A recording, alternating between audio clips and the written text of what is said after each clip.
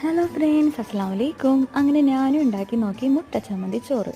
തേങ്ങയും പിന്നെ ഇടിച്ച മുളകും ഉള്ളിയും പുളിയും ഉപ്പൊക്കെ ഇട്ട് നല്ലൊരു അടിപൊളി ചമ്മന്തി ഇവിടെ ഉണ്ടാക്കി വെച്ചിട്ടുണ്ട്.